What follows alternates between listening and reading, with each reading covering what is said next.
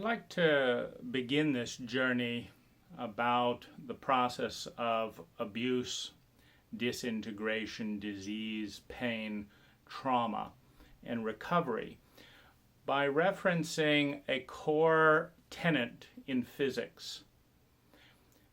Within physics, it is guaranteed that we are wrong.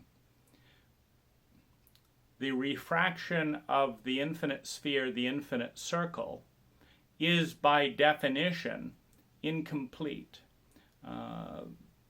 too simplistic. Reality is much bigger, as we understand in set theory, than the conscious mind is capable of comprehending.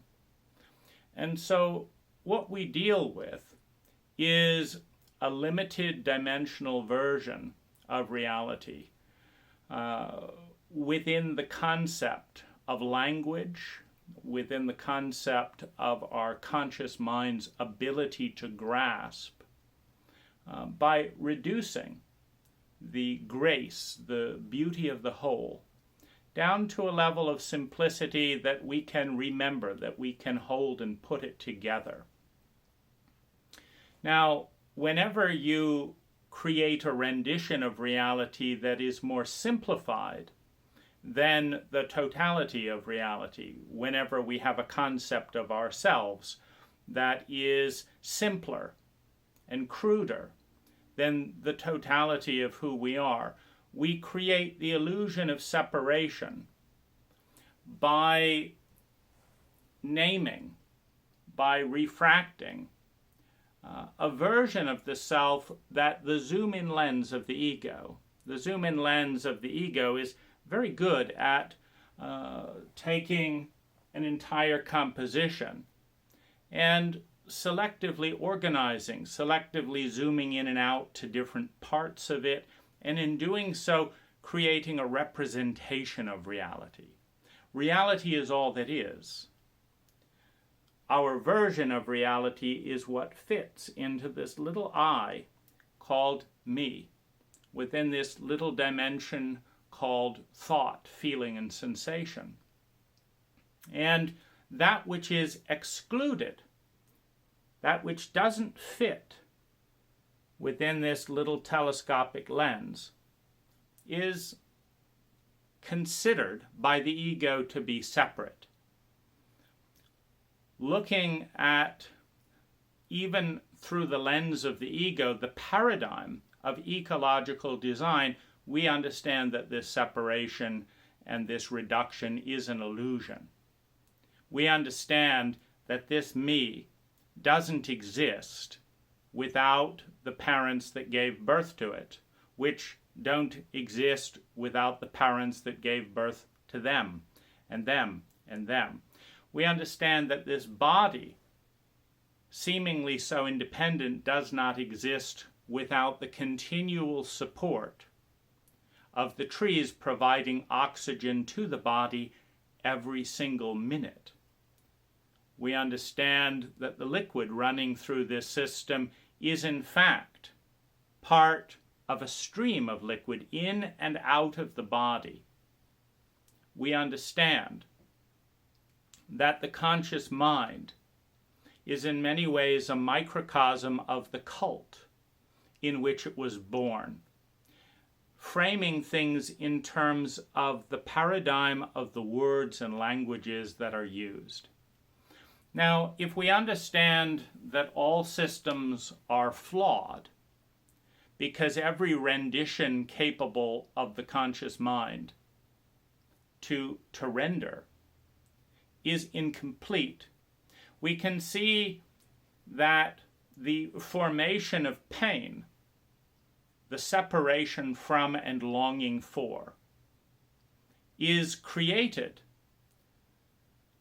with this illusion of separation and with very crude and rudimentary paradigms that pit us in relationship with the larger self, with the larger ecology of which we are a part, in ways that make sense only in egoic terms.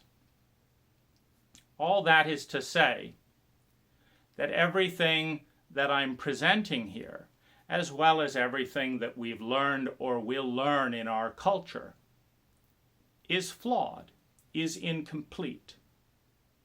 And so, in that larger paradigm of truth, what we can see is that very crude paradigms take the whole, take the grace, the totality represented by the sphere, the most elegant shape known to consciousness, because the sphere is both an infinite refraction of lines, meaning you can build a sphere by refracting 2 million lines, 5 million lines, 1 billion lines.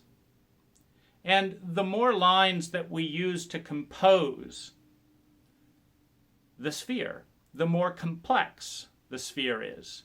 So the sphere is this infinite refraction of lines, this infinite number of lines. And it is also one. In its totality, in that sense, the sphere embodies both the masculine and the feminine. The sphere is the whole, the healing, the health that exists before we cut it into pieces with language. Before we say, this is black and this is white. Before that, there is one, and the sphere contains that paradox, one and infinite. Every system of thinking is a system of language. When we say, I have a work-life balance, you have a polarity. You say this is work and this is life. Now, in truth, this is an illusion. It's all life, it's all work, it's all play, it's all relationship, it's all spiritual, it's all physical. It's a complete illusion. But when we cut reality in half, we create a lot of tension. There's a lot of tension in polarity paradigms, good and bad, up and down, Mr. Right and Mr. Wrong, whatever it is. When we create a binary lens through which to view reality, we create an enormous amount of suffering, particularly with the good and bad, good and evil type paradigms, where what we essentially do is we take the whole, we cut it in half, misunderstanding the fact that the one cannot work without the other. The individual cannot work without the group cannot work without the individual, human beings cannot work without nature. Nature in many ways is dependent on the cooperation of human beings. We create these illusions that create the subsequent illusion of waste. And so all of this is nonsense, and yet it is a step. It is a step of developing the egoic consciousness separate from the larger ecology of which it is a part, and to the degree that we simplify into polarities, we create suffering, isolation, pain, etc.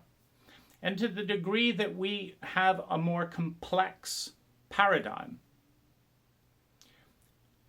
we include more and more of reality. For example, if you cut the world in half, good and evil, well then half of it is waste, half of it is bad. It's a very inefficient system. If you leave the system as one, you have no waste, but there's also no consciousness. Our consciousness is predicated on language. So within this paradigm, we are dealing with how do we refract the circle, the sphere? And when is that refraction healthy and when is it unhealthy? When does it lead us to a higher state of consciousness and well-being? And when does it alienate and cause failure and disease? So one of the things that is interesting with this paradigm of paradigms is that you can see that, for example, if you cut the sphere in half, you've got all this is waste, all this is unconscious, all this is shadow. But if you break it into like 5 or 6 or 10 different slices, you've got most of reality contained in the synergy and the geometric combinations of those distinctions. And of course, everyone in a traumatized culture is afraid of the unknown, is afraid of helplessness and feeling out of control, because in a traumatized culture, the unknown represents future trauma, represents the terror of the unknown, which is truly the terror of pain, the terror of shock, the terror of violence that we project into the unknown. And so there's a great, clinging in any traumatized culture to the known, to the familiar, to my way, in a way that on the surface might seem quite irrational, except when we understand that it's being used as a proxy. That clinging is being used as a proxy, as in its way, a protection from our fear of the unknown, which is a proxy for our fear of trauma, violation, and pain, which is projected into the future, into the unknown, when there is unresolved and unconscious trauma in the past that didn't get dealt with. So we fight a great deal over where these points on the circle is. Is this the politically correct point? No, it's over here. We want to use a system that we can rely on because it makes us feel safe. The real measure of a system, though, is not whether it's their points agree with your points and vice versa. It is how much of the whole is included in the refraction, meaning language refracts the whole. And in paradigms, how many points on the circle determines how much of all that is, how much of reality can be conscious. Because, if you cut the circle in half, you've got half waste, half bad, half to be avoided, and half that can be explored and conscious, etc.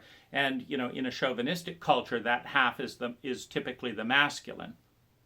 In men and women, it's fine to be action-oriented and assertive and all these things, but not so much to be highly emotional and feminine and all of that. So the sophistication of a paradigm can be determined by how much of reality is blessed and sacred within it. The crudeness, the smallness of a system of thought is how much is feared, how much is the enemy, how much is taboo. Because that's how much of ourselves we have placed off limit and have gone to war with. And the tragedy and the humor of so many limited cultures is that they divide and partition the self and the cult into such a small segment of reality that they then cling to with dear life, such that most of human history is their enemy, most of the future is their enemy, most of all the world's religions and things, they're their enemy, because they've defined themselves in this very small paradigm in relationship with most of reality that then must be fought because it is a threat. It is a ding, ding, ding, ding, ding, saying there's unknown out here. You've got your little pat version of reality, but out here, reality is bigger than that. And that must be fought when you are afraid of the unknown. This is the single biggest cost of being a traumatically illiterate, an emotionally illiterate, a psychologically illiterate culture that operates from fight, flight, freeze, as opposed to operating from a place of transcendence, in which the self is understood to be bigger than the sense of the self, capable of being rendered within the zoomed-in lens of the conscious mind. Now, one of the things that once you have a paradigm of truth, a paradigm of thinking or culture, that is somewhat sophisticated, and in that it includes a good portion of reality as opposed to a tiny little box, you might have it look something like this. But here you also have the symmetry, the question of symmetry. If this is a wheel, and we understand that in the process of life, all things move throughout. The consciousness will move and to every transit point in its paradigm. You can see that right angles are particularly difficult. If this is a wheel, of course it's going to be a bumpy ride because you're going to bump, bump, bump. But when you get down to here, where there's a very truncated, kind of shortcut, we haven't explored that, so there's not a lot of sophistication, there's not a lot of distinction in language in that terrain. We kind of have a right angle here, and that's a hard thing to get moving again when you get stuck in a right angle.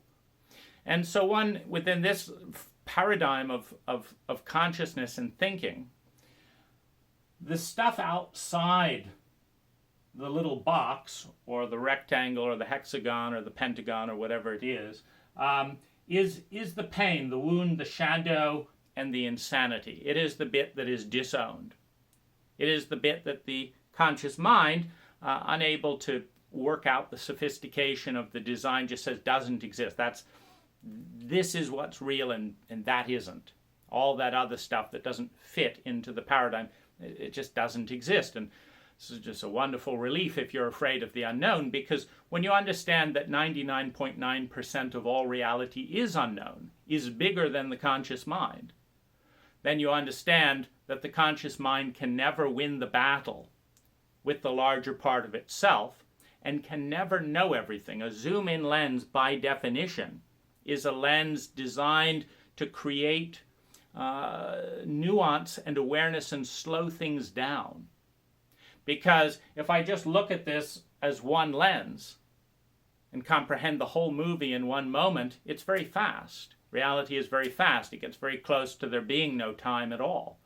But if I zoom in and say, oh, there's this word, and then this word, and then this word, we slow it down. We create a magnification of consciousness by slowing time down and grouping space, etc., and pretending there's this space and that it's separate from this space. Not, obviously dealing with the reality in which if even this 1 square inch didn't exist, nothing else around it could exist either. You can't have matter and then this complete void.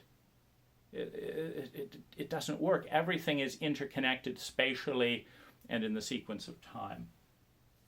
Well, when you understand system and paradigm design, you would anticipate, much like the turning of a wheel, if you understand geometry, you understand that when the car is driving and gets to this point, there's going to be an extra big clunk. And these clunks are pain points. You have the grace of driving because you have circular wheels. But these clunks are pain points. And the bigger, the more clumsy the system and thought design, the bigger the pain. And the more tension there is, because when you cut off this part of the self, because it doesn't fit within language, it doesn't fit within paradigm, you can think of it as, for example, the silences between words. It's just too big. We can't grasp it. You look at a proton and an electron, you say, oh, that's an atom, this is a hard thing. But then there's 99% of an atom is space.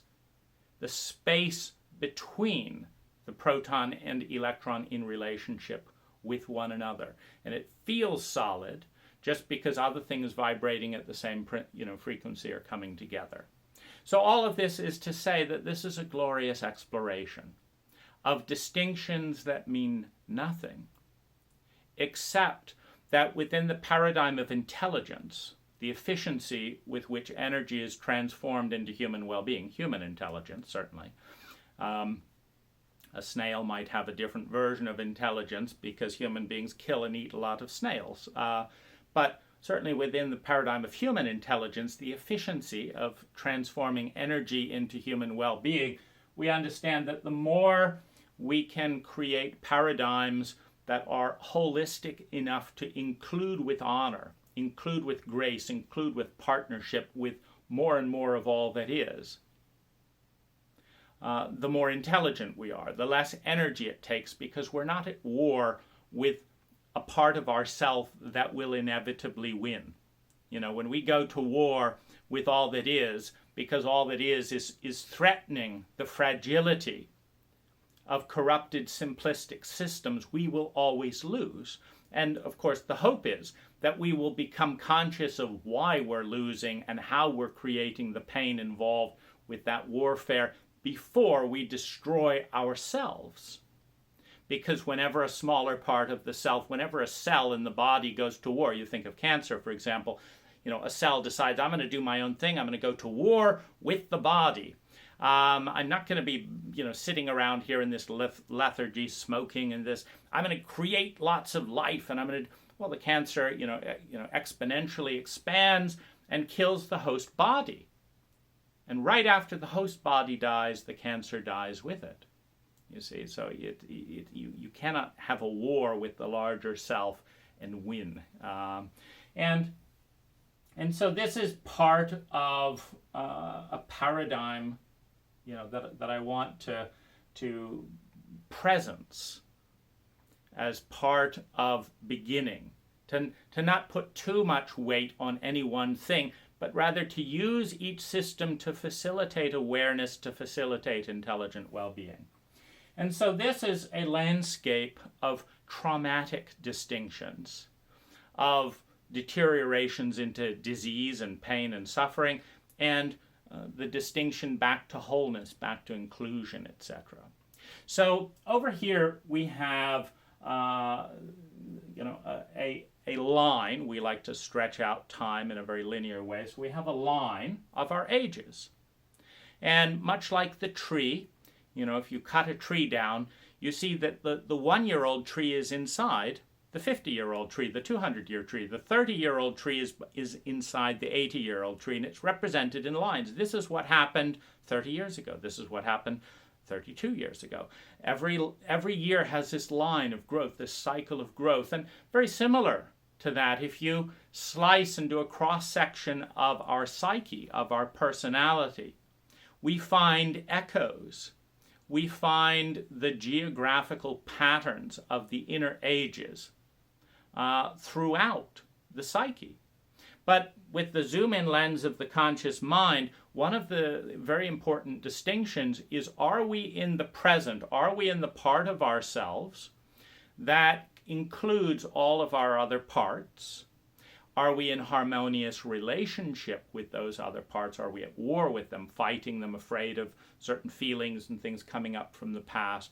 Are we in the present moment, or are we regressed? And of course, the older we go down, the more we regress. And when you have unresolved trauma, which is inevitable in a traumatic culture that is traumatically illiterate in the repair and heal of trauma. When you have trauma is the phenomena of an engagement with an energy field that floods, that is bigger than the zoom-in lens of the conscious mind. So here's our little ego. And if something comes up there, it's smaller than the lens, so we can see it, and we can, we feel like the ego is big enough to engage with it without being lost, without being dwarfed or overwhelmed.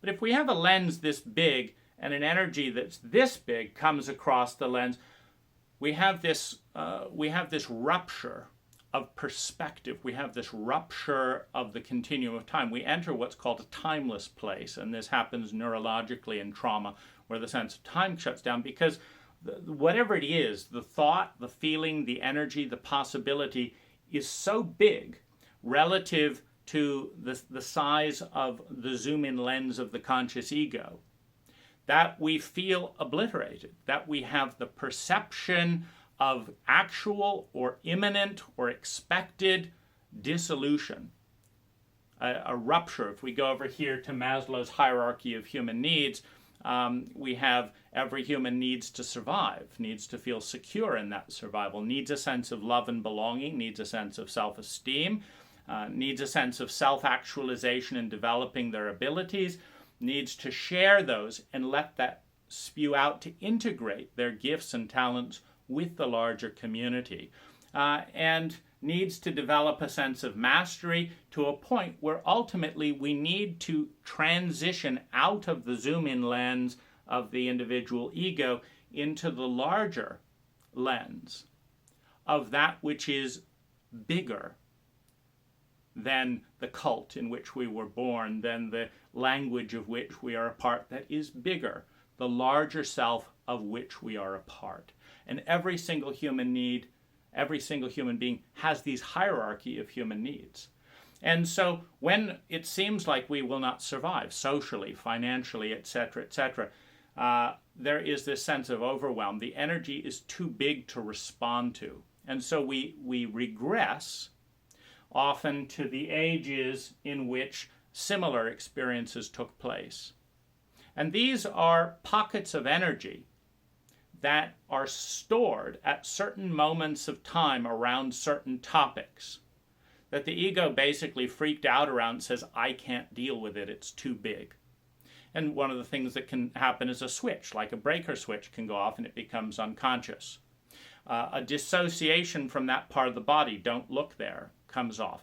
One of the, we can, create laws, mental partitions in our mind, fragmenting the mind, etc. Like it's not safe to ever think this thought, to ever look there, to ever look at this feeling here, because of that energy field interacting with our beliefs and our history, etc., predicts the doom of the ego, predicts the collapse of the ego. So it's a trauma. We go into incredible reactivity until we get help from people who have more perspective than our ego.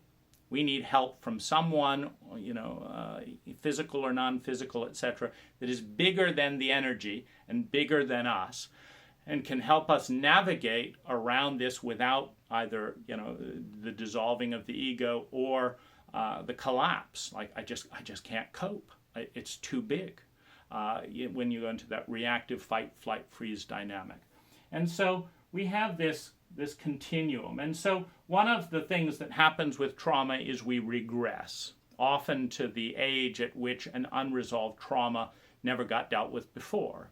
A child cannot deal with the reality that, their parent hates them, for example. So if they see, and parents do hate their children for moments or times or various reasons, if we see that, it has to be partitioned. But it's partitioned along with the message that this is so dangerous, like we're just finished.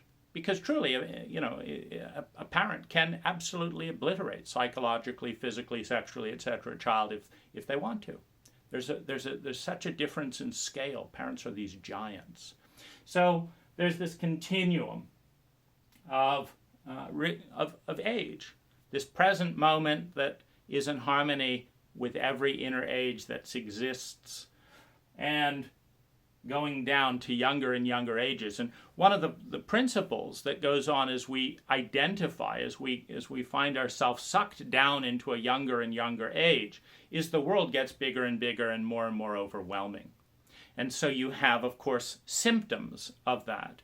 You have, for example, blame and victimhood escalate the more you become age regressed in a traumatic environment. Why? Because you're in trauma, which means you need help. And if you identify with being 2 years old, 3 years old, a 2-year-old and 3-year-old can't fix their life. So if you're connecting and relating to the world within that paradigm, you cannot change your life. You need someone to do it for you. A 2-year-old needs mom to open the fridge and get the milk and bring it to the crib. It's too big. The crib has been designed to contain them. They can't get out and get their own milk and do this and that and the other. And so there's a very natural and healthy sense of blame and self-pity. And why didn't you do that? And it's your fault. You're not being a good older parent and adult and stuff because I'm 2 years old and I can't do it. And that feeling when we regress in trauma is incredibly real and visceral. That is the reality of a regressed human being. It's not just like they can just flip a switch and say, oh, I'd like to be 55 and mature and know what I'm doing here. When there's a traumatic loop going on, we're stuck at a very young age. And so that's the first thing we can explore, because On the lower end of regression, we have shame, fear, secrecy, invisibility. We have reactivity.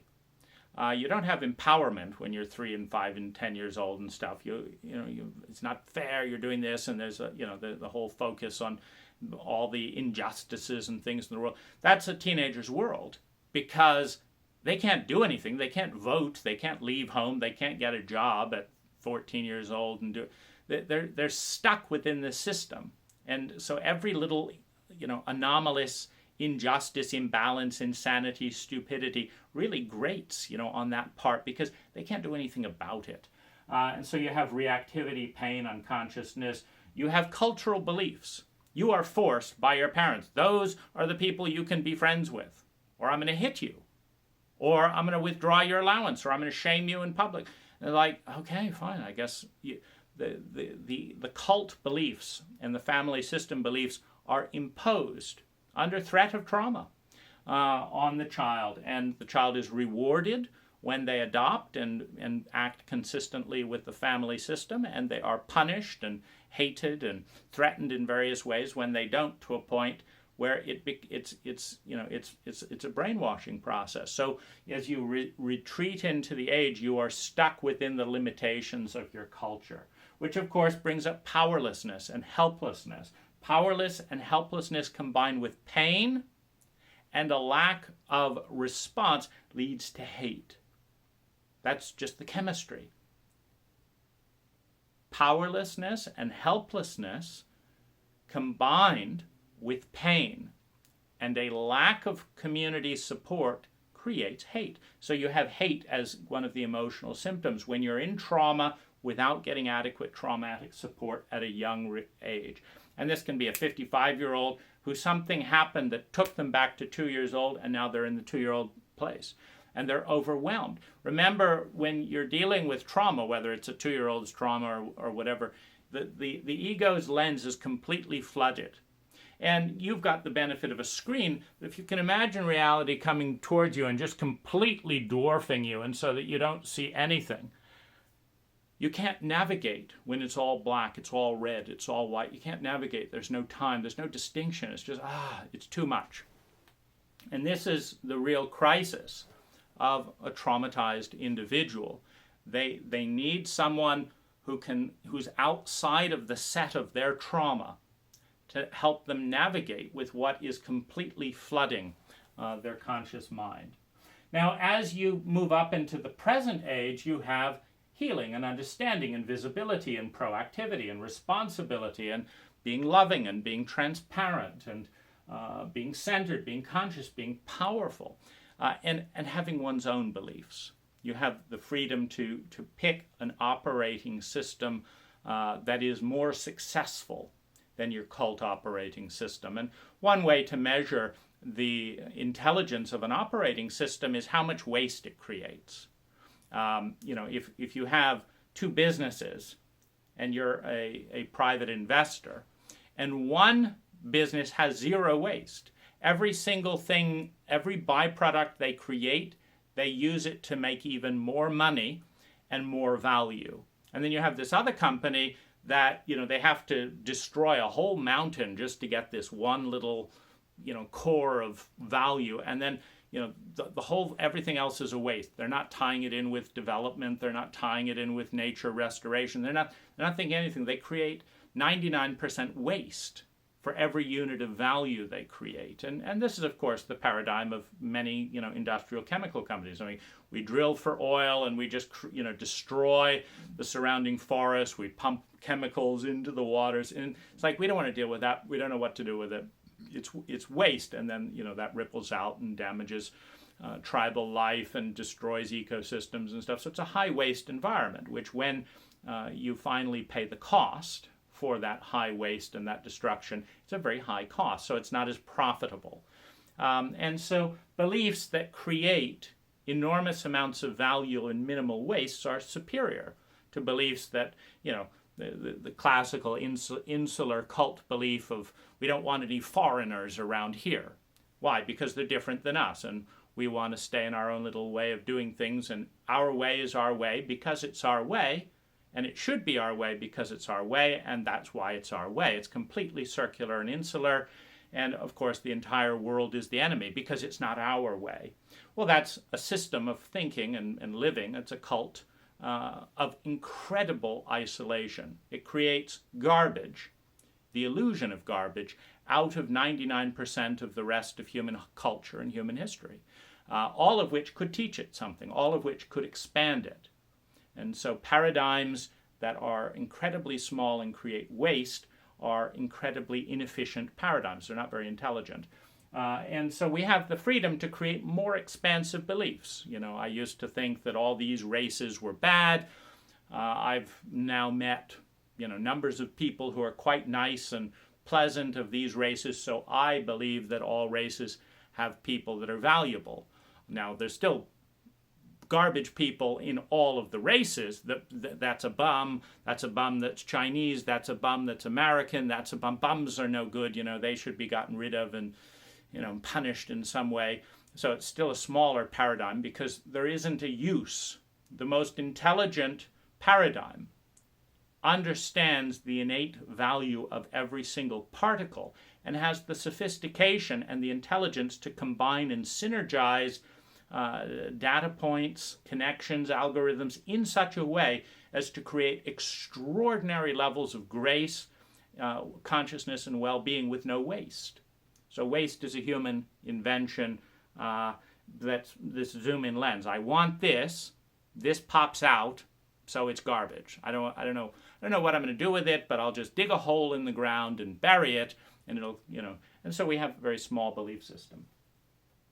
And so this is part of the continuum into disease and into healing. So you're highly traumatized and abused in some way.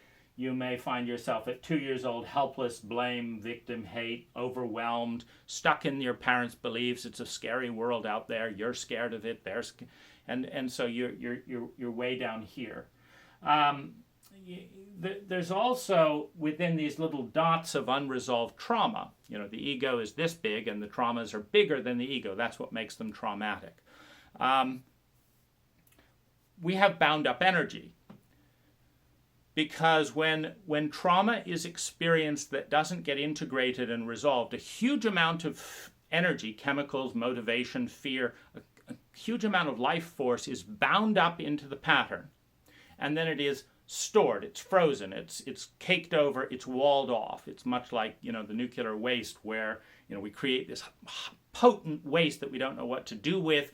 And then we stick it in containers and then more containers and throw it in the water. And we spend a lot of energy managing the waste that we create because we don't know what to do with it. You know, if it just spewed out, it would destroy everything because we don't know how to harness and work with the energy that we create. So we rename it as garbage when really any indication of garbage is an indication of a faulty thought pattern. So this is going on. At each traumatic event, we either reintegrate the energy and use it to propel ourselves into more and more well-being with more and more grace, or we tie up more and more of our energy, partitioning it, and then putting guards on the door that manage our attention so that we can avoid that terrain. So in this sense, we are either consumed piece by unresolved trauma and our defenses against it, or we are liberated and transformed by this intense energy. So that's going on in this continuum here. As part of that, we have this continuum of fixation, which is a distraction avoidant pain management technique. In other words, there's this pain here that is absolutely overwhelming and I don't know how to deal with it. So what I'm going to do is I'm going to fixate right here. Now I'm going to turn all my attention right here and fixate. And I'm going to do it repetitively and repetitively and repetitively. Why? Because what I'm doing is I'm guarding my attention from looking at this block of energy I don't know how to deal with. So I'm going to fixate. And so we have a continuum. It usually starts when you're overwhelmed by pain and trauma that you can't deal with and don't know how to deal with. You will usually fixate on something. And you will fixate on it until you develop the confidence and ability to turn your attention back to the trauma. And this can be a vicious circle because if you're fixating on this little dot, you don't have full spectrum vision. If you can imagine a car where you almost got hit or someone rammed into you, it was overwhelming and terrifying. So your strategy is you only look forward. You no longer look back because there's scary things back there. There are bleeding people back there. I'm only going to look forward. Well, of course, when you're not looking through the mirrors, you're more likely to have an accident. So there's this continuum from fixation to flow. In flow, the consciousness, just like the blood in the body, works its way through every region of the structure and comes back. In flow, when you have a healthy brain and a healthy mind, your thoughts go through every age and every memory, etc., very naturally and consciously. There's no blocks. It just comes back to the present. Fixation and flow. You also have this continuum, which I referenced, between bound-up energy and free energy. So when you have a faulty paradigm that creates waste, that is scary and traumatizing because you don't know how to deal with it, your cult doesn't know how to deal with it, it's framed as the enemy. You now have bound energy and you are spending energy to maintain the boundary. We do this, of course, with human beings in prisons. These are scary people, so we're going to spend $100,000 a year of public money to lock them up and dehabilitate them. Meaning 99% of them are going to come out in worse condition than they went in. So if they were garbage going in, they've come out as more garbage within that illusion of garbage. And we're going to spend billions upon billions of dollars to lock up millions of human beings. That's this paradigm. That's externalizing the inner relationship with the self. This part of me had these feelings, and all the grown-ups around me hated me for that. I can never have those feelings again. Now, there's nothing wrong with the feelings. There's nothing wrong with the thoughts. There's something wrong with the paranoid cult of grown-ups passing off as adults, but the child doesn't know that at 5 years old. They just know if they have this thought, everyone's going to explode around them and fly in a fit, and they can't deal with a reality in which it dawns on them that the people caring for them don't know what they're doing. And so they've just got to partition, take on the shame of that dynamic, and that is a scary thing because you've no idea how crazy the grown-ups get whenever I talk about this or see this or do this. And so that becomes an encapsulated shape that I then have to spend energy to not identify with. My consciousness wants to flow into there and wants to flow out of there, but no, it's too dangerous. It's too dangerous. If I admit that that's a part of me, then I have to admit that I terrify the grown-ups around me, which might lead me to think then that I'm a horrible person, which that's a disaster, if that's the conclusion, or it might lead me to the even worse the thing, which I'm in an insane cult where people don't know what they're doing, and I don't either. Oh my gosh, that's overwhelming. And so we just partition and partition and partition and guard against thoughts and feelings. And so there's a continuum between bound up energy, energy that we've judged, dissociated, and energy that can flow and is available to us because you have incredible access to resources, inner sources, etc., and profound possibility if you have access to your full energy field and are not at war with any part of it. So this is, part of it. Now, within our culture, the influence in chauvinism, the way that Western culture, partly shaped by the colder climate, is more future thinking, is more analytical.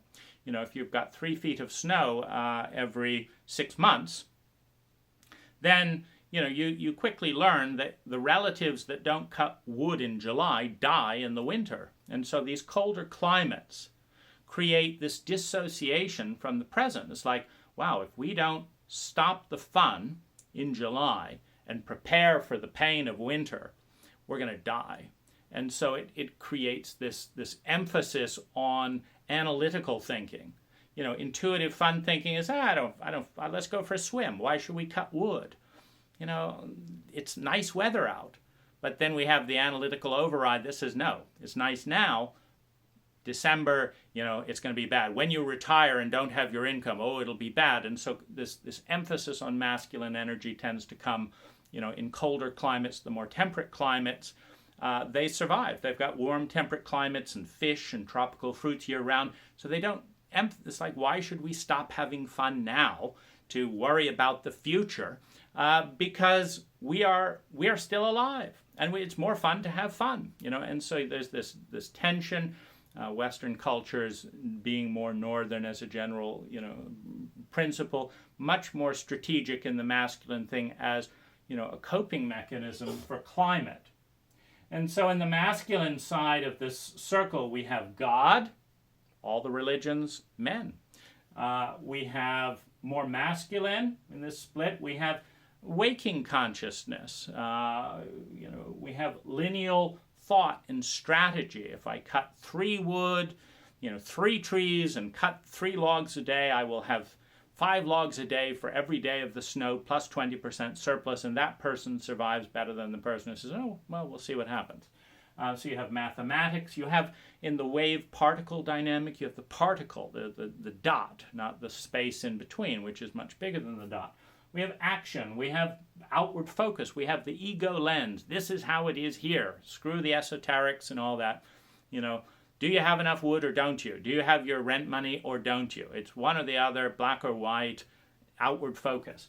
So you have this whole thing. And within this masculine emphasis within the psyche, you have the brain hierarchy, which way down here is the reptilian instinctual fight, flight, freeze.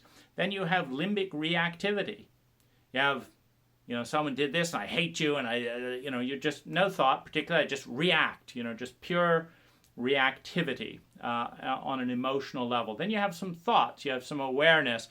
I'm going to still do what I feel like, but I'm going to strategize. I'm going to wait for the big bully to be out of view before I hurt his little brother and get them back and do this stuff. And so the little strategy, so the analytical, strategic, governing the limbic brain.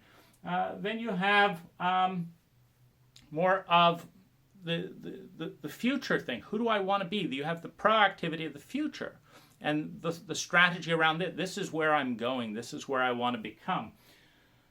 We have the focus on spirituality. I'm part of something bigger. There's something bigger than me, duh. But for the regressed, traumatized, cult-like mind, in a materialistic cult, it doesn't occur to many people until they start really analyzing. The deep scientists, of course, understand the interconnectivity of all things. The deep metaphysicians, the deep thinkers start understanding, no, we're not separate. We're part of an integrated system. So you have the spirituality, and then you have the transcendent brain, the endogenous DMT, the parts inside the brain that explode into visions of transcendence. We're all one. We're part of this. We're part of that. And each of these is an operating system. The fight, flight, freeze reptilian brain is an operating system to deal with predatory jungle-type dynamics. So if you're in a cult that is predatory and jungle-like, you will rely to some extent, and the more traumatized you are, and this is one measure of the sociopathic element in the intelligence of a cult, is how much does it traumatize what percentage of its people. And so if you're highly traumatized, you will default to the sociopathic brain capable of dealing with bullies and sociopathic reptiles, fight, flight, freeze. So you have this kind of paradigm here. And then what we don't like so much in our culture, in Western cultures, we don't like the goddess. There's God, but we don't want to acknowledge there's a counterpart. There's masculine, but we're not really going to honor the feminine. You have sleep, of course. Sleep consciousness, dream consciousness, artistic consciousness, all of this kind of intuitive element of consciousness. But, that's not going to help you win a law case or whatever. It's strategy. And so, that's devalued. You have circular time. You have this rhythm. It's a circle, in and out, day and night. It's a circle. It's not linear. So you have circular thinking. You have intuition. You have spontaneity as opposed to strategic organizing your life. And this is an equal part of the psyche. But depending on our environment, depending on our cult and culture, one is highly emphasized over the other. You have feeling, you have being, you have the inner, you have the transcendent. In many ways, you could say that this feminine part, much like you have the two particles of a proton and electron, and then you have the space, 99% space. in a very deep sense, in a larger picture, 99% of all reality is unknown, and that's the feminine. 99% of the universe is space, and that's the feminine. 99% of the sound spectrum is silence. That's the feminine. The space in between, the synergy, the dance between the two much smaller particles. And in some ways, the ego being a particle, being a me, an I, is absolutely terrified of the vastness of itself, which is the space between the eyes, because it's so much bigger. Just me, and there's the whole world out there, and I'm all alone, and I'm afraid of that unknown, afraid of that space. It doesn't feel like me, particularly in Western consciousness. And so this balance, as we move, as we're stuck in physicality, as we're stuck in image, as we're stuck in the outer, as we're stuck in the strategy, etc., we get fixated in part of the wheel of consciousness. And so, part of health and integration and liberation and grace is learning to work gracefully, symmetrically, intelligently with the full wheel of consciousness, the full wheel of masculine and feminine energy with honor. Only a fool would cut a car tire in half and say, we don't really need this half, it's feminine. We want this half. And then, clunkety clunk, they have a half of the drive is smooth, and then they clunk down on the axle, and they've cut that in half too, so they've got bump, clunk, bump. It's absurd. No one does that in real science. But when it comes to consciousness, we cut the wheel in half all the time. And of course, it creates extraordinary amounts of isolation and suffering and pain, which we then blame and shame on the individual and bribe them not to talk about it, rather than transform consciousness, because all cults have as their primary fear the unknown. And their primary objective is to protect members of their cult from the unknown. So it's not, is this intelligent? It's not, does this make sense? It's not, why are we doing this rather than this? That is the question in a cult. The question is, what's normal? What's everyone else doing? Because that's our sphere of known insanity. And it may be insane, but it's sure better than, being in the chaos of the unknown. So we have this, map here as part of, the landscape of health and healing. Now, within this general paradigm, anything outside is the shadow, that which is not owned. The light shadow, the dark shadow, the parts of me that are so beautiful that I don't know what to do with them. They don't fit within my idea of original sin. They're just too magnificent, so I just put them out of mind. These other parts that are cruel and brutal and they don't seem very politically correct, so I just put them out of mind. That's not me, and thank goodness there are other people I can project those things onto and attack them in the same way that I attack myself, internalizing the abuse that's come towards me and then externalizing it towards the scapegoats around. So you have the pain is the divided self. The pain is the asymmetrical self. And it creates a wound. The wound of the conscious mind is these lines of language that say good and bad, acceptable and not acceptable. Now, over here, we have a transition because when you're trying to track the deterioration, the disintegration into pain, failure, disease, trauma, death, and violence, and then track integration, healing, love, and belonging, ascending human needs. You need to have a sense of distinction. You need a map of reality that is your guide. It's not real. It's not true, but it is true enough. It's a useful heuristic. The more you understand consciousness and language and the more you understand that almost everything that we see is it's pretty incredulous. It's hard to say that's real, but it's a version we're in this dimensional space. It's a version of reality that takes us a little bit more into harmonious relationship with ourselves. And so back here we have the past, the outer closed systems, predetermined chemistry, and I'm not loved. Now this is very important for the abuse survivor, because the abuse survivor, particularly that finds themselves in trauma and PTSD, the abuse survivor has gotten a series of messages passed on through the abuse. One of them is you don't matter, because if you'd mattered, you wouldn't have been abused. So you don't matter. The second thing is that there's a message, you're not loved. It's hard to call raping me, doing this and that love. So you're not loved, you don't matter, you're not valuable. And there's no help for you. If you're stuck in an abuse cycle, which you have in shadow-averse cultures, meaning cultures that don't want to look at themselves. Because remember, all cults are a system. They're a system, and all systems are flawed. Innately. There is not a system that you can put into language that is not an imperfect system. Physics uses that as a given. The question is how flawed.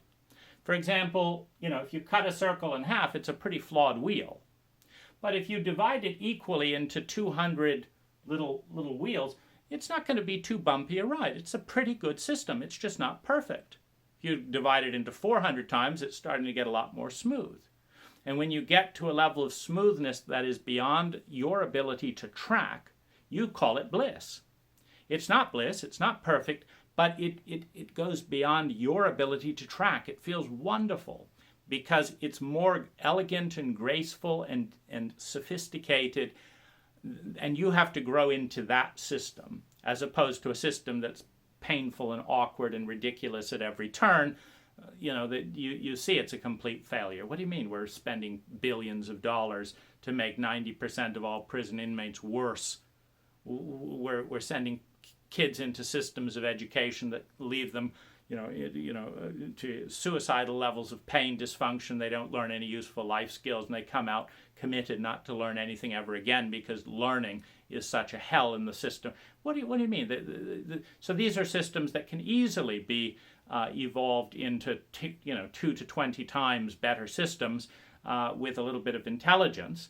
But then the cult, of course, clings, because that would mean going into the unknown. The cult, the rigidity of the cult is determined by the fear of the unknown in its population, which is determined by the level of trauma literacy, trauma effectiveness. Any populace that regularly traumatizes its people, we're doing it all the time, and doesn't repair that trauma, is a system that will be terrified of the unknown, is a system that will cling to irrational cult beliefs regardless of their actual impact on human well-being, and will attack the whistleblowers, will attack the people who bring light to the dysfunction in the system.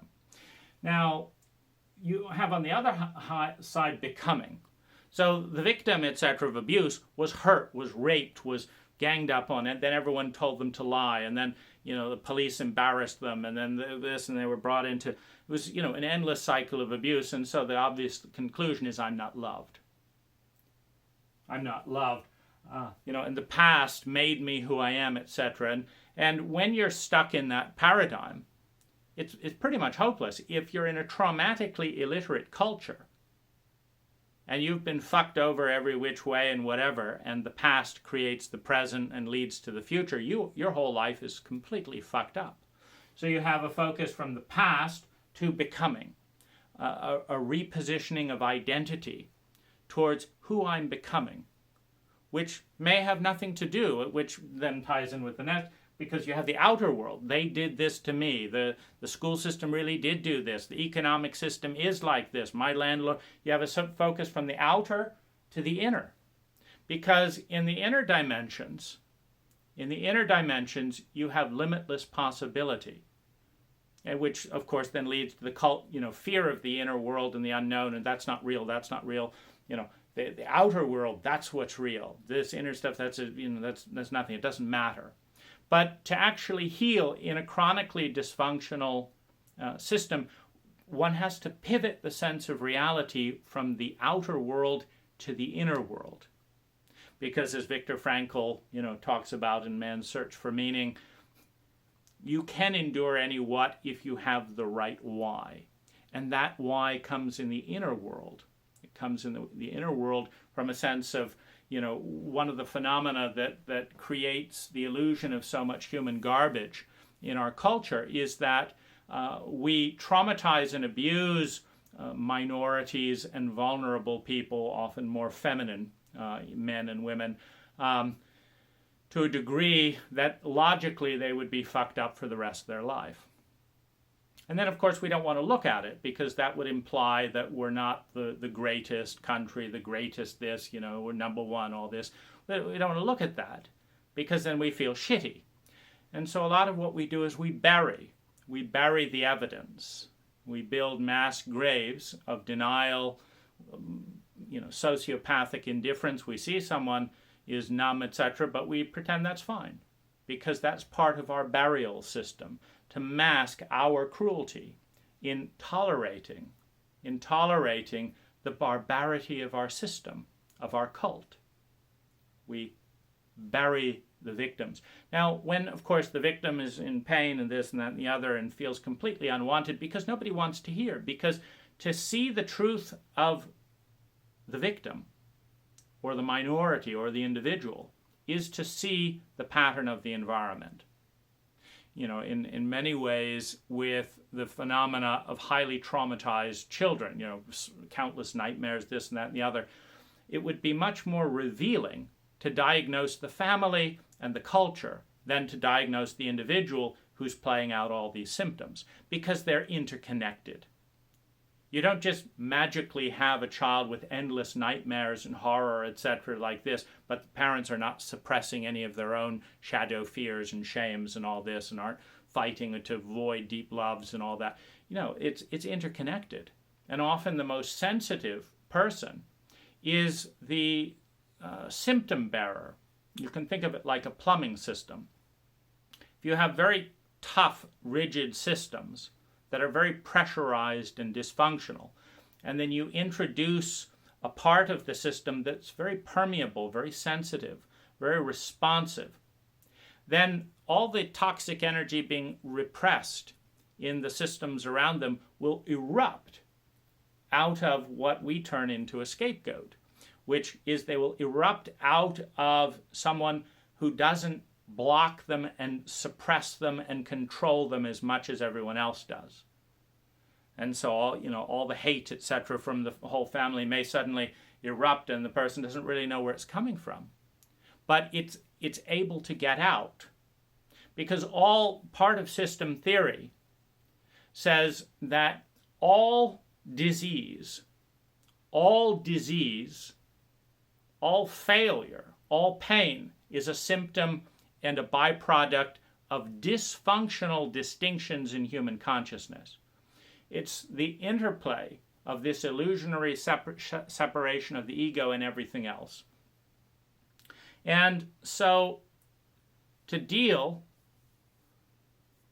with pain is to deal with the system of consciousness and behavior that is creating the probability field of that pain.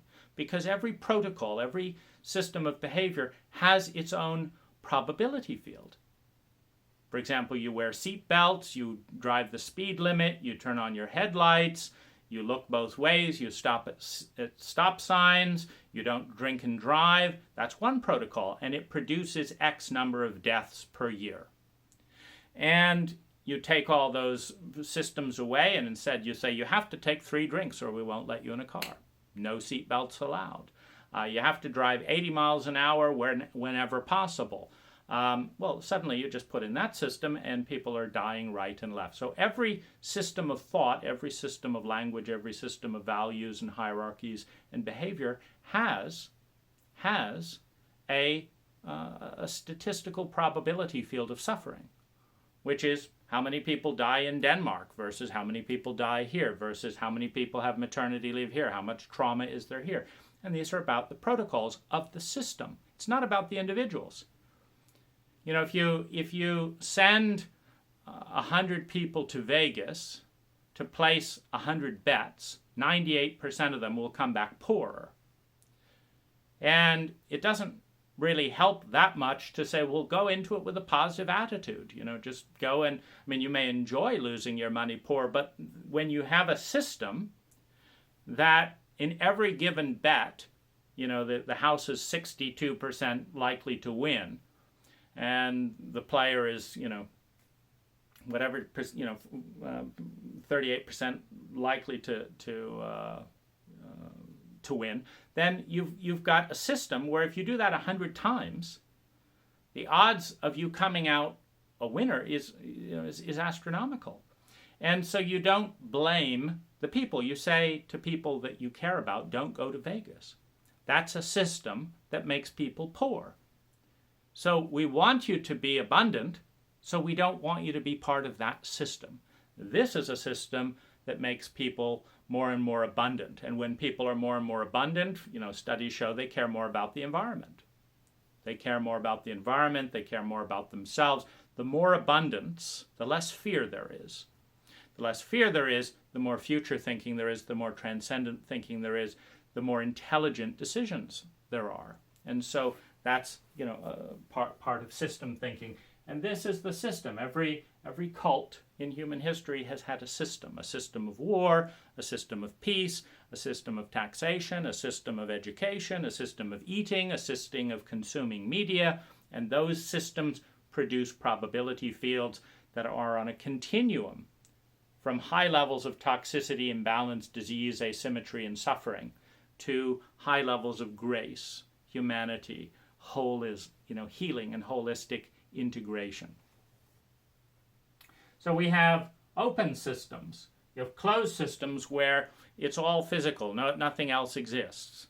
And you're part of this country and this neighborhood, and you're a guy, and guys can't do this and women can't do this. You're part of all these closed systems. And if someone rapes you and does this and this, you have to be miserable for the rest of your life, because that's our system. And this work, this, and so you've got all these systems of thinking, of cults, rewards and bonuses. If this happens, this has to happen. These are closed systems. Closed systems, of course, lead to predetermined chemistry. If you are a good American and you stand up for your rights and all that, and someone slaps you over the face, you've got to be angry. It's your duty.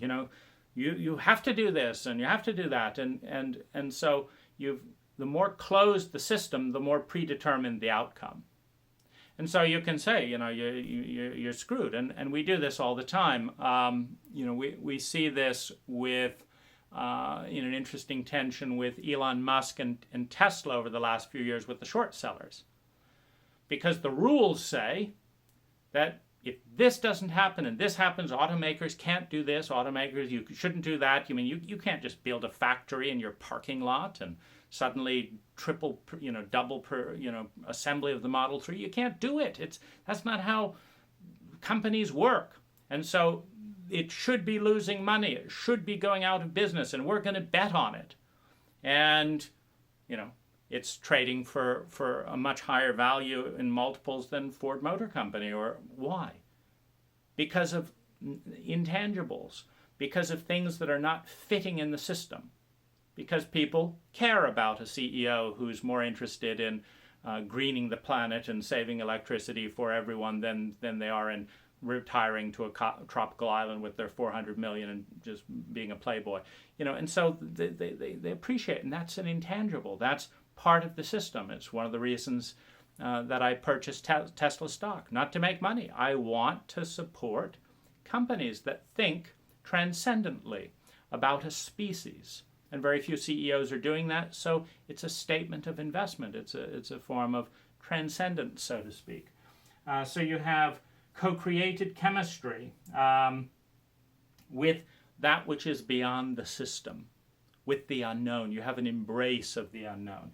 You have the belief expressed in the abuser and the parents and the school system and all that I'm not loved and I'm not lovable because this part of me has never felt loved. It was never welcomed at home. It certainly wasn't welcomed at school, and it's not welcomed in the workplace. You have the big joke in a chauvinistic culture is, many parents are so terrified of certain feelings in their own body and their own family system that they will shut up a child in any way imaginable, hitting them, shouting at them, threatening abandonment, telling them to shut up, shaming them, whatever. And then they go into school system where the more emotional they are, the more bullied they will be, and teachers have no interest and patience in that. And then they go into workplace where the entire definition of being a professional is to keep your feelings at the door.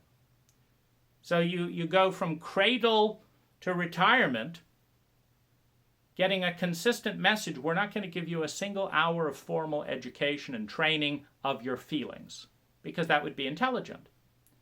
All emotion in human history has integrated closely with all behavior in human history. All behavior in human history leads to the probability fields that we experience as a species, which means that the study of feelings and emotions is the single biggest no-brainer study in the history of the planet.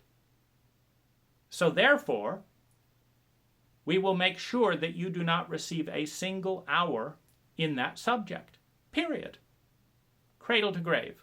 A complete willful ignorance of the landscape of human motivation and thought. Absolute willful ignorance.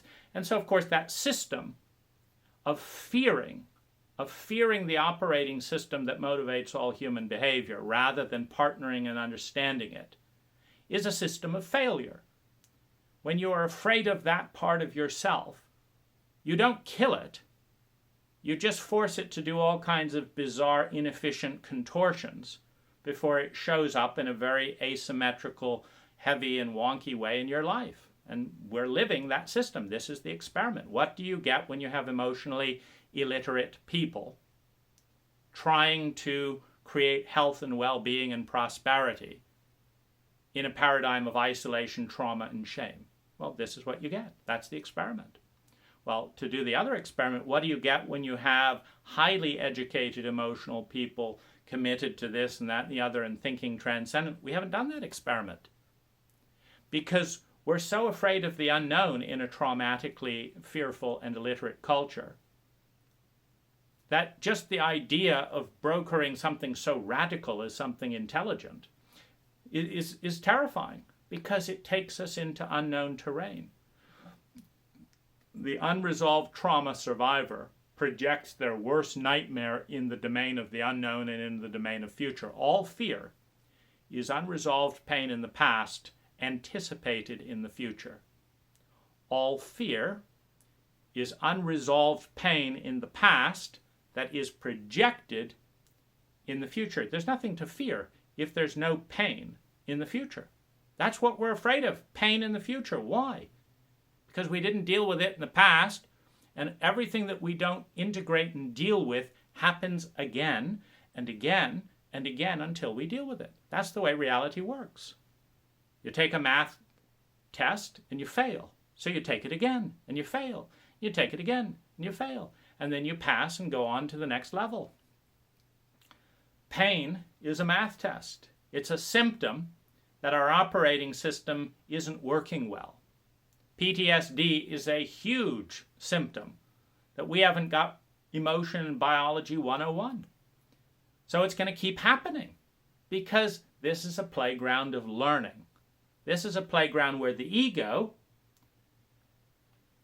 descends into this myopia of this zoom-in lens and has to figure out the complexity of all that is within this illusion of separation. And we're stumbling all over the place as part of that thing. So we have this movement from past, outer, closed system, predetermined chemistry, and I'm not loved, to becoming inner, open systems, freedom, co-created chemistry with energy that is beyond the system. And this is why spirituality is so very important. Spirituality is the relationship with that which is bigger than us. Not separate from us, bigger than us, bigger than the illusion of the ego. When we partner in a healing relationship with the 99.99999% of reality that's bigger than us, we have learned the only intelligent way to relate. It is insane for a 0.111111111% of all that is to go to war and battle with the other 99.99999% of who we are a part. That doesn't win. It creates consciousness because pain, when you're unconscious, wakes you up. And that's its purpose. You're miserably unconscious and afraid of the pain and doing all this stuff, and then pain happens and you can't be too unconscious. And pain happens again. If you don't listen to it, you're dead. Start over, game over, start the new version. And so we have this movement in this direction here. There are a couple of other transit points in this process of disease, pain, suffering, etc., and health and well-being. One of them is from the unknown and the unconscious and non-language into known, conscious, and language. Meaning, one of the reasons that it's valuable to be mythologically literate, to be imaginatively literate, to be poetically literate, to know the language of biology, the language of trauma, the language of psychology, to know these different paradigms of thought, is that the conscious mind cannot think without language. Try and think a single thought right now without using words. Now, what did you think that didn't have any words? You're stuck. You've got to put it into words to remember it, to focus it, to get it in frame. We frame our attention through language. And some language is, of course, much superior than others. Some has more sophistication, less bias. Chauvinism is a language that is incredibly biased to everything masculine in men and women. Sometimes it punishes feminine men even more than it punishes feminine women, because within deep chauvinism it's given that women are going to be inadequate. So, that's just assumed. So why would you blame them when you find it to be the case? But a man, being feminine, who should know better, you really get them, because we don't even know, other men don't know how to relate to men. So let's kill them, let's kill them because they're putting us in a situation where we don't know what we're doing. And in a shame-based culture that's afraid of the unknown, that is unforgivable. You put someone in a terrain where they don't know what they're doing, and their whole self-worth defined by a cult status of I know, I'm in control, I'm doing. You've shamed them, so to speak, within the cult matrix of value hierarchies. And they're going to kill you for making them look small because they don't know the fullness of their own psyche, so they can't relate to you. So you have moving from unconsciousness and the unknown to known in language. It's a direction.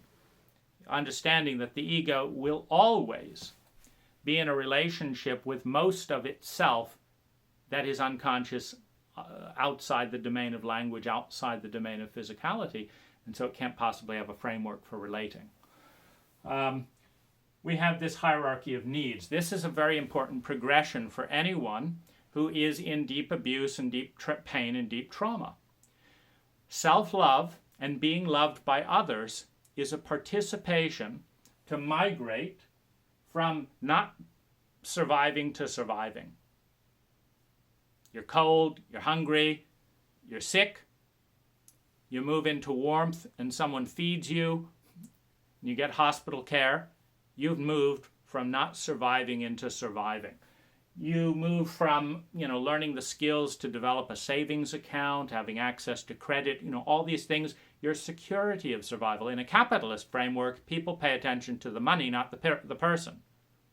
And if you look at the literally millions of people that are on the edge or literally homeless in the United States, including a number of well over 1 million children, you realize that we don't value people in this culture, we value money. Now, if you have the money, then your money is valuable, and so you will be given service and all that. But if you do not have the money, you're not valuable, and so you will not survive. you will be homeless, you will be hunted, you will be raped, you will be this because you don't have money, because you're not important, your money is, and you don't have it. So, so in our cult, in our culture, you have to have money because you're not good enough. You got to have money, and that's good enough. And so you move from survival to security of survival. Then you move to love and belonging. Love and belonging is essential in a culture because cooperation with every other human being. I mean, the only reason I'm alive is because hundreds of thousands of people who have driven by me and walked by me and that have not decided to kill me. Any one of those hundreds of thousands of people could have steered their car into mine or got out a gun and shot me, and I'd be dead. They didn't do that. And so there's a message of tolerance. I'm tolerated in my cult. I may not have a deep sense of belonging and stuff like that, but no one's actively taking out a contract on me to kill me. So I'm here. Love and belonging, a sense of acceptance, is essential to deepening the survival and security. Self-esteem is essential because that's what teaches, if you like yourself and behave accordingly, other people will tend to fall in line, because the people that don't like you will go away, and then the people that can recognize value in what you present will migrate towards you, and you gain status in their eyes. And now you have self-esteem that is informing other people how to treat you well. Then you out of the sense that I'm valuable, which you don't have if you don't have self-esteem. If you have a sense that I'm completely worthless, this is the problem of so much of our trauma illiteracy. We communicate to infants and children that they are worthless by raping them, because if they were really valuable, we wouldn't have raped them. And if we did rape them, we would have repaired the damage. And when they come up with symptoms of PTSD, we would have recognized it, and we would have trained their teachers and students in school to heal their PTSD. But we didn't, and we didn't, and we didn't, and we didn't. In fact, we went out of our way to shame people for showing up to school in an emotional state. As a result, they got the severe message that they're worthless. And that is the disease that they're carrying, a faulty program instilled by other human beings who think they're worthless, that I'm going to give my worthlessness to you. And that virus spreads. And I may keep it behind closed doors. I know I'm worthless, but I'm going to pretend I'm important by getting a high-powered job or whatever it is. I'm going to compensate and do these things. But nonetheless, if you believe that you're worthless, you are going to behave as if you're worthless, which means you're not going to invest in the future. You're not going to treat yourself well, which means you cannot, in the long term, treat other people better than yourself. And you cannot teach them how to treat you, which is why we have this horrible crisis in our culture, where people put on a game face that everyone likes on the outside. And then they get into a proximity of relationship with one another where the game face deteriorates. And what's met and below there are two traumatized, terrified human beings that are shame-based, who believe that the deepest truth is they're completely worthless, and now the other person knows it, they've got to treat them that way, and then the relationship implodes. And so the survival in such a thing is to maintain isolation and distance so nobody discovers what's behind the game face, which is a form of disease. If our cells felt shame and had to protect the information of what was in the cell from the brain, they would develop toxicity, and the brain would not be able to respond and heal the cell, because the cell would be so afraid of being found out, which is why transparency is one of the underlying symptoms of answering Einstein's greatest question, is the universe a friendly place, basically. Another way of saying that is, are human beings basically good or basically evil within the dualistic paradigm, in which they have to be one or the other, and we like to divide that in. So are people basically good? If you're basically good, you project into the unknown basic goodness. If the universe is basically a friendly place, your greatest strategy of safety and well-being is integration and transparency. If the universe is basically a scary and frightening place, your strategy is secrecy, shame, defense, and separation. That is disease. That is illness. If the cells did that in our body, we would be dead in a matter of minutes. our cells believe in our basic goodness, so they reveal to the brain, this is going on, this. But when we continually tell our body over and over again, it's not safe and this and that and the other, parts of our body become sick. Parts of our body reflect our paradigm. And this is why it's so important, this pivot from the outer world. They did that to me. My father raped me. My teacher did not report my father when I told her. She didn't believe me. I'm worthless. That's the only logical conclusion any child makes. That's what's going on out there.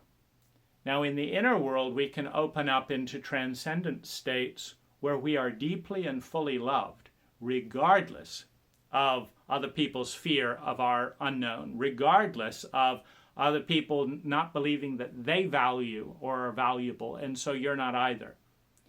And one can bring in healthy healing energy from outside of the system. It's like a whole hand that's getting sick because it's partitioned from the rest of the body.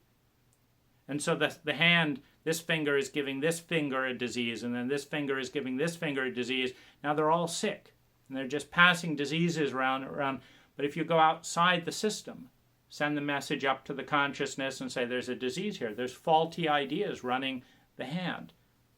Chemicals, let's get this, let's wash, let's do this, let's drink, let's do a cleanse. The consciousness can respond, and the hand can become healthy again, liberated from its myopic disease. And that same thing, when you have a dysfunctional culture that makes the disease worse, you go to a hospital and you get worse.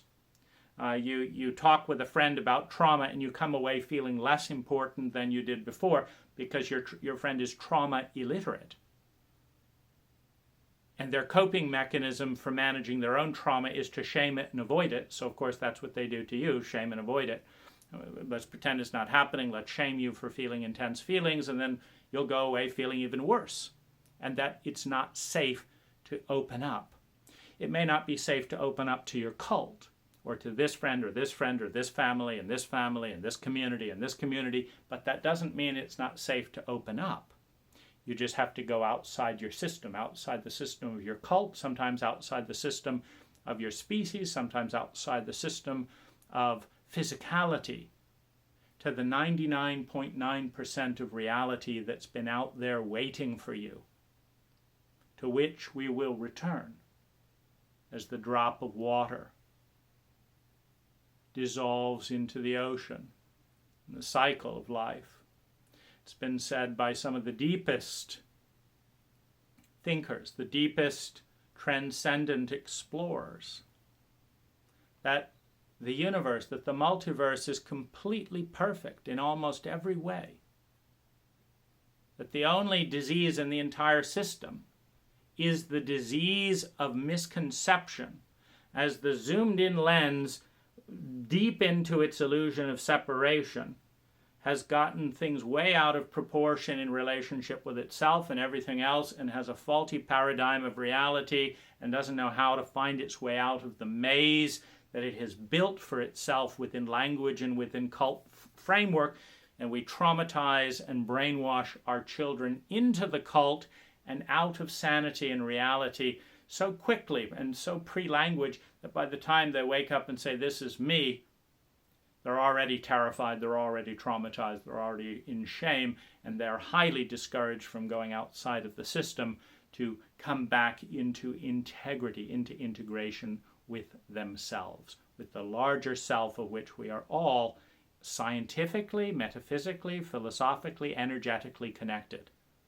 You cannot follow the science without any good physicist will make a connection between this fingernail and Alpha Centauri.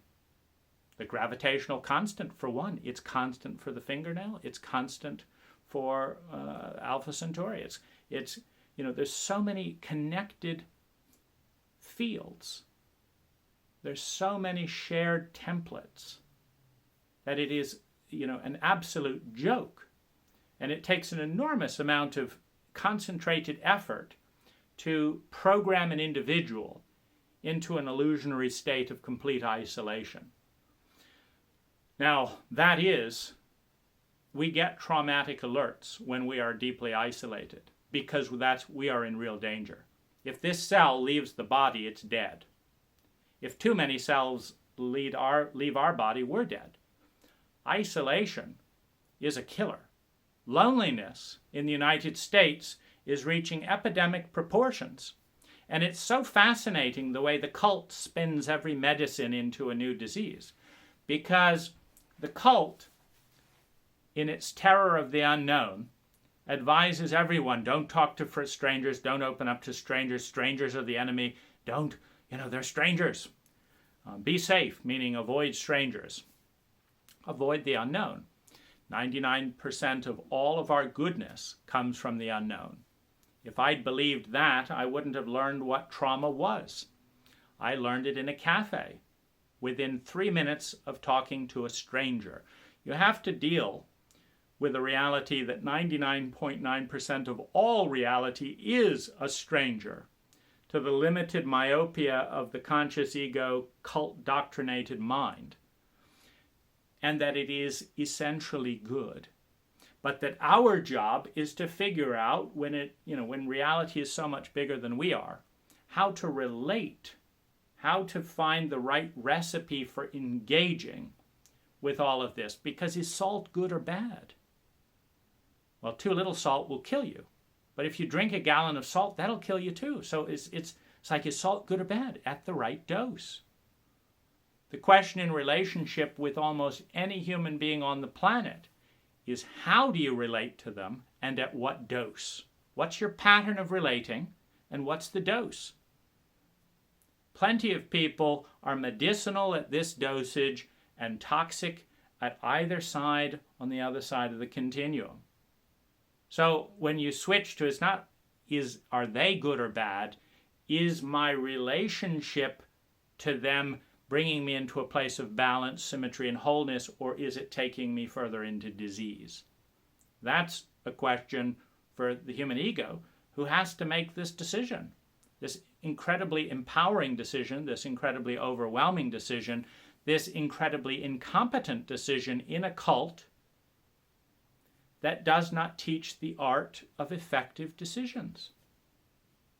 It's the whole kind of playground of the ego. And you can go throughout our entire education system and not learn a framework of intelligent deciding.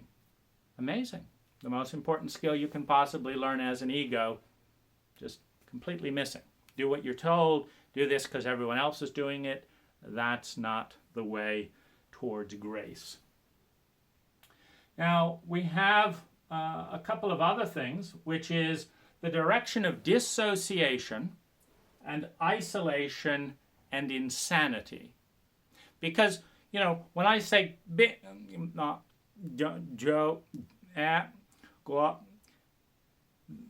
had meaning. You just can't follow it. It's become insane because it was dissociated. The beginning of the word was not completed. The word wasn't strung together in the right way. It wasn't integrated into a coherent pattern. That's disease. That's illness. That's pain. You need a certain coherence. And trauma dissociates you. When you've got an overwhelming energy you can't deal with, you push it away, and then you spend energy to keep it away. Again, going back to our pattern with prisoners and criminals and all that. When we don't know how to deal with intense energies that we create as a cult, we spend lots of energy to partition them and imprison them, as within, so without. So you have dissociation, insanity, and illness. Moving towards integration, reconciliation, and healing. Bringing back together. Dealing with the system, learning the technology. If you think about it, 2 million volts is a terrifying trauma if you don't know what you're doing. It powers a city if you do. Is it good? Is it bad? It's our relationship with it. And the higher the voltage, the more potent and important that relationship is. We also have the transition from the childhood abuse contract that was shoved down the child's throat. For example, in our family, boys don't cry. So I'm going to hit you because in our family, parents hit their children. But in our family, boys don't cry. So I'm going to pass 2 levels of abuse. First, I'm going to violate you. And secondly, I'm going to truncate and dissociate you from the healthy expression of your feelings. And then, real men don't talk about it. So now, we're going to bury it in unconsciousness. That's what we do in our family. And so, you have an abuse contract that says, okay, Dad, you can hit me. I will not talk about it. I'll do sports that I don't like and whatever. I'll do all these things. I won't be like this. I'll try, and you won't hate me quite as much. Is that a deal? Okay. Wish you were better, but still I'll go along with that. So that's the contract. Now, in a dysfunctional cult that doesn't reveal and talk about intergenerational abuse and contracts of this nature and doesn't teach you about your feelings or anything like this, this contract becomes the template. When you are met with overwhelming force, because Dad is a giant. He's 5 times bigger than you. He controls the money.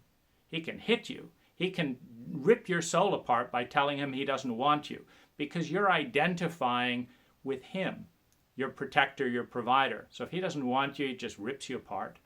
And so he can do all of that.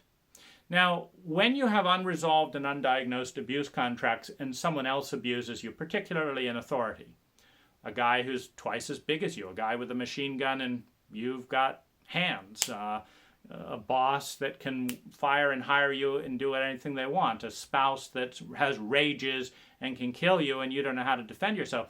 When you're in a power dynamic, an angry mob of disgruntled peasants who don't know what they're doing and have decided that rich people have got to be stoned to death, or Christians who've decided that Muslims must be killed, whatever it is, when you've got a mass of energy that you can't deal with, you feel the trauma, you regress, and you go back to what kept me alive at 5 years old. Oh, I know. I flattered Dad, so I'm going to flatter my new abuser. And we have this interesting dynamic. Like, why do women put up with this? Why did she flatter him when he got angry and was about to rape her? Well, that kept her alive when she was 5 years old. When these don't get unpacked because the abuser is too cowardly to acknowledge that it's abuse, and the cult is too cowardly to deal with it in ethical and conscious terms. And like, how about a census? Now that email is free, how about a monthly census where we get to learn how many people in America were sexually abused this month, anonymously? How many people were raped? How many people were, children were molested? Where everyone has access and is encouraged to have an anonymously scrambled code and ID, and the country gets to actually learn what's going on in its shadow. How much would that cost? $1,000? For the cloud storage to just present the statistics on a monthly basis? Are they getting better or worse? I mean, this is a profound cult of shame and secrecy, which has beneath it the belief that we can't do anything about it. See, every child believes that they can't change the abuse, so they're going to keep it secret. When you grow up in a childlike state because so many parts of you are regressed and partitioned, you just carry the contract on into adulthood. Every abuse contract is damaging to the abuser and the abused. And it is a patterned agreement. This is what we do in my family, and I'm in this role. So you have to be in this role, because that's what we do. And so you have an abuse contract that's very unconscious, because we have silenced, we've told everyone in our culture, move on, the past is over with, don't talk about things, get over it. And so we gloss over these deep templates. Then we reenact them in adulthood and tell them the same thing. Move on, don't fuss about it, just be positive and move on. So then you have an abuse contract. Now, when this migrates, when you understand why you signed the abuse contract with your teacher, with your family, with your sexual abuser, why you signed that contract, and how it kept a 5-year-old, a 10-year-old alive, And you understand the cowardice of your cult in just pretending these things aren't going on. I mean, I'm sure you're aware that in a healthy cult, we would have statistical data about what's going on with you, and you would have support to reconcile and deal with and respond to trauma and abuse within minutes. And there would be a portal to let trained and competent people know what's going on in your neighborhood and this and that and the other thing. That's an intelligent cult. You can go your entire life without once being asked the question, what happened to you when and why, and are you still stuck there? Is it in trauma? Do you know what trauma is? What are you going to do about it? You can go an entire lifetime without a single person, let alone everyone. I mean, in an intelligent culture, everyone would ask these and know these things about the people closest to them all the time. We go to the exact opposite extreme where not one person knows, and in many cases, you have this dynamic of, we've defined, first of all, the dissociated sexuality of the sociopath, in which you have physical sensation with no feelings. And then we decide to punish the healthy people who have real feelings during sex as being, too emotional. And so even your lover doesn't want to know in a sick cult what's really going on, what's your abuse contract, and how that's affecting you, and how it's likely to play out. Like, you're not going to know when you're abusing me because I'm going to start pleasing you, because that's what I do to stay alive when I feel 5 years old and someone's abusing me, is I get really nice and make them a cup of tea and stuff. So I'm actually going to be training you to be abusive. And then you're not going to know it because you're in an abuse illiterate cult, so you don't know what abuse is. And I'm certainly not going to talk about it because little girls don't talk about that. So that's the deal you're getting into with me, and I'm not going to tell you any of that because that would break the contract, because the number one clause at the top of the contract is top secret. No one gets to read this contract. It never happened. And so you move from the abuse contract to the win-win contract, which is, let's design our own contract. If we get into a fight, I'm going to fight like this, and you're going to fight like this, and we're both going to win like this, and it's win-win or no deal, and we're going to do it like this, and then we're going to see how it works. Yeah, I didn't feel good after that. Well, what would have made it feel better? Well, if you had added in some empathic statements. Okay, so that's our new contract. We'll do the same thing as we did before, but I'll add in the empathic statements. So how did that work? You see, the regressed 2-year-old is too scared to tell the truth around that, which is why you have to move into the present, which is why you need a paradigm of understanding that most of us are moving in and out of regression almost every day, and we lack the technology to track that in a psychologically illiterate cult. The abuse contract to the win-win contract. The other movement that's very healthy is all unhealthy cults create a scapegoat, because the cult is afraid of change because it's afraid of the unknown. And so the normal healthy approach is there is pain in our cult. For example, a wheel designer would drive along, and then there'd be this big clunk in the car, and then it would drive along, pretty good, then this big clunk. And the wheel would say, when it clunks like that, that means I haven't cut the wheel symmetrically. That means it's going to happen again and again and again, and we want a more graceful ride. Thanks for telling me. Give me the wheel, and I will reshape the wheel to add in some pieces here so that it's a smoother ride. But that would admit acknowledging power. That would admit acknowledging responsibility, the ability to respond. That would admit caring. That would admit knowing that things have to be improved. And all of that takes us into unfamiliar terrain. And so that's not what we do in our cult. What we do is we reward people for shutting up about the pink elephants in the room and saying, this is a great ride. Boom, the coffee spills again. This is wonderful. Boom. And we promote those people because they don't take us into the unknown. The way someone that would get out and say, well, obviously the tire is designed for it. No, no, no, no, my brother designed the tire. He's perfect. No, no, we're not talking about that. Dad has fits of rage every time you point out his mistakes. So do not tell Dad that he's, he doesn't know what he's doing, because, the rage is the confrontation of the unknown for someone who hasn't dealt with their trauma. So we go from concentrated pain and scapegoating, because when you have a dysfunctional system, you then try and concentrate all the dysfunction of the pain to a minority. Why?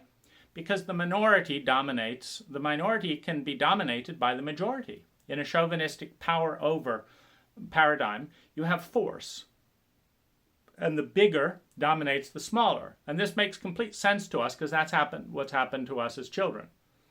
As children, absolutely, a huge number of us as children understood that our parents were more stupid than we were. That they were they were crazy.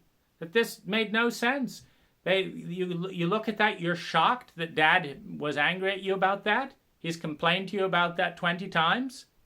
And you're shocked that when you refuse to balance your checkbook again and again and again, you're shocked that he's angry about that. And you're shocked that after you insult and shame that Mom doesn't want to have sex with you, you're shocked about that? How dumb do you have to be, Dad? But you can't say that as a child, because then they fly into a rage. And of course they're the bully. So the majority, the dominant setting in that initial template, then you get into the group. Now we're part of the big group. What do? We bully the small group. It doesn't matter if the small group is correct. We have the power. We're not going to listen to them. We're going to have things more comfortable to us. So you move from concentrated pain and scapegoating, where you have a dysfunctional system. So you put the minorities and those that don't have political clout in the pocket of your cult system that's most painful. All the rich people and powerful people move into the parts where the system works. And then, where it's not working, at all, down in the slums and this, that's where the not valuable people, the African Americans can be in the ghettos or this or that, the other, because, they're just not as important. There's not as many of them. We all know we're better than just because we said so, and so you have scapegoating. Now, the problem with scapegoating is not only is it a delusion, the original mythology of the scapegoat was, thousands of years ago, surprise, surprise, cults were having problems. There have been 10,000 cults in human history. Only about 600 of them survive to this day in terms of active cults of some kind, cultures. And they're all gone. Why? Because they failed. It's not like this was the best, most amazing cult at producing happiness and sustainably, blah, blah, blah, and then it just vanished. No, you didn't know how to do this, and you didn't know how to do that, and you thought that wearing long hair and black caps was more important than teaching your children how to have negotiating skills, and so your cult dried up and was taken over by another cult, and this and that. And so cults are failing all the time, because most cults would rather die than change. Because to adapt too much is to, deny the whole point of the cult, which is to create an artificial rigidity in our relationship with reality to help us avoid our fear of the unknown. So you have concentrated pain and scapegoating. Well, back when the scapegoat was invented, there'd be dissent. People were unhappy in the tribe, and they would take all the hostility and hate that their tribe would produce, and they'd take two goats, just pretty much randomly. And one goat, they would say, you're the good goat, you're bless the goat, right? And the other goat, we're going to bind up all the hostility and negativity that our cult has produced. We're going to saddle this poor innocent goat with it.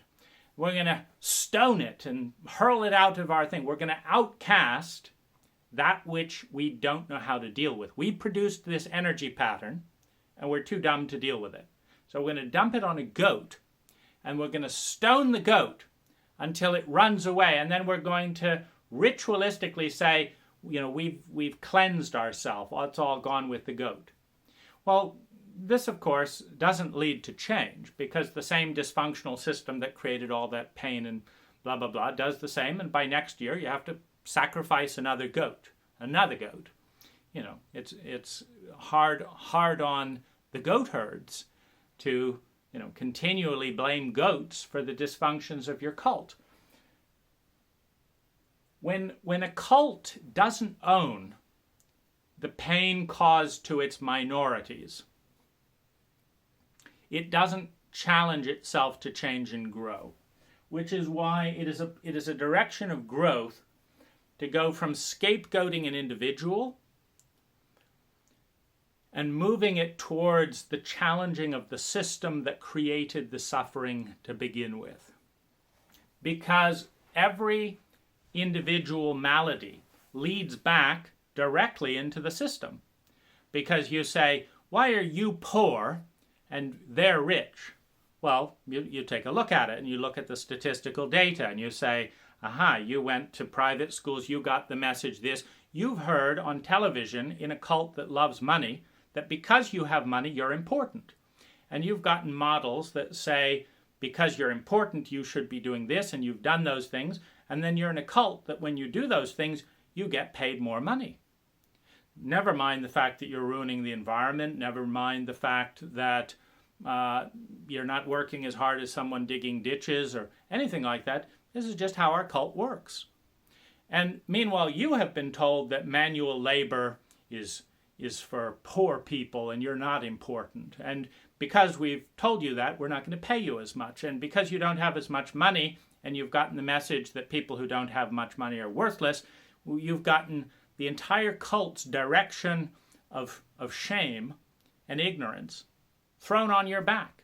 And because you've got no psychological literacy in a cult that won't teach you anything about the inner world and the innate value of human beings and anything like that, you had no defense. And when you tried to have a defense, your boss fired you to make sure that everyone else stopped talking and shut up and dug their trench for minimal wage. And so you've taken on the pain of the dysfunction of the cult, and the cult is very comfortable with this, until you give some of that pain back. Wait a minute. We're not willing to do all this stuff for minimum wage. Why not? That's what happened before. That's what every cult references. It's past. The cult doesn't reference intelligence or beauty or kindness. It references the past. And so then you have a revolution. It's like, fine, I guess we'll change because, now we have to be uncomfortable with the change or we have to be uncomfortable with the revolution, so we'll change. And this is how cults change. Usually the minority has to create enough trauma for the cult that the cult is torn between the trauma of facing the unknown future that it's scared of and the trauma of breaking apart. So they just change, and it's like, okay, fine, whatever, we'll make some modifications behind schedule, too slow, too little, too dumb, but we'll make, to the degree that people kick up a fuss. And so when you go to a shared pain of ownership, where everyone in the system shares an equal amount of pain for the system that creates the pain, because the people at the top have the most influence on the shape of the cult. Women can't be women can't be priests. Well, that creates pain. Well, it doesn't create pain for the male priests until you move into a healthy cult. A healthy cult requires those at the top to listen and share in the pain and discomfort of those at the bottom. And if you look at great generals in history, Napoleon slept with his troops. Hitler was way in there with his people. Elon Musk is working 100-hour weeks, and sleeping in his factory, etc. The great leaders share in the hard work and pain, and it leads to profound change. Dysfunctional cults punish a scapegoat and try as much as possible to shift the blame, anything, on those that it is already causing, to carry the weight of pain of its dysfunction.